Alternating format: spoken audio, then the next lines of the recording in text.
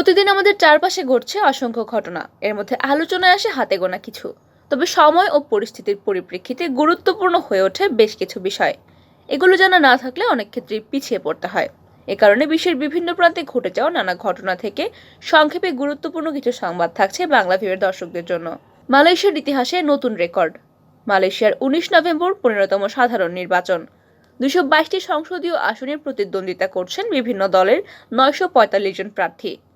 শনিবার 5 নভেম্বর মনোনয়নপত্র নির্বাচন কমিশনে দাখিলের মাধ্যমে দেশের ইতিহাসের বইয়ে একটি নতুন অধ্যায় লেখা হয়েছে। মূল্যস্ফীতির জেরে ঘানায় বিক্ষোভ, প্রেসিডেন্টের পদত্যাগ দাবি। পশ্চিম আফ্রিকার দেশ ঘানায় মূল্যস্ফীতি বেড়ে যাওয়ায় প্রতিবাদে রাস্তায় নেমে বিক্ষোভে অংশ নিয়েছেন শত শত মানুষ। শনিবার 5 নভেম্বর রাজধানী আকরায় বিক্ষোভ চলাকালে দেশটির প্রেসিডেন্ট নানা আকুফো-আদ্দোর পদত্যাগ দাবি করে আন্দোলনকারীরা। শিগগির হাসপাতাল থেকে বাড়ি ফিরবেন ইমরান খান।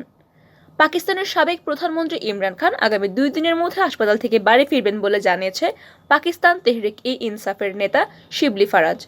হামলায় আহত হওয়ার পর শওকত খানম হাসপাতালে চিকিৎসাধীন রয়েছেন ইমরান খান। রাশিয়ার নাইট ক্লাবে আগুন, নিহত 13। রাশিয়ার একটি নাইট ক্লাবে আগুন লেগে 13 জন নিহত হওয়ার খবর পাওয়া গেছে। স্থানীয় সময় শনিবার 4 নভেম্বর দেশটির কোস্ট্রোমা শহরে এই ঘটনা ঘটে।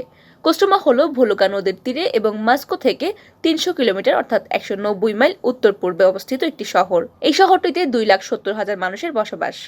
পাকিস্তানকে 1300 কোটি ডলার দেবে সৌদি। চীন পাকিস্তানকে 1300 কোটি ডলার দেওয়ার প্রতিশ্রুতি দিয়েছে সৌদি আরব ও চীন। করোনা মহামারীর পর রাশিয়া ইউক্রেন যুদ্ধের প্রভাব এবং ভয়াবহ বন্যার ফলে মারাত্মক অর্থ সংকটে পড়েছে দেশটি। শনিবার 5 নভেম্বর পাকিস্তান ভিত্তিক সংবাদ মাধ্যম ডনের এক প্রতিবেদনে তথ্য জানানো হয়।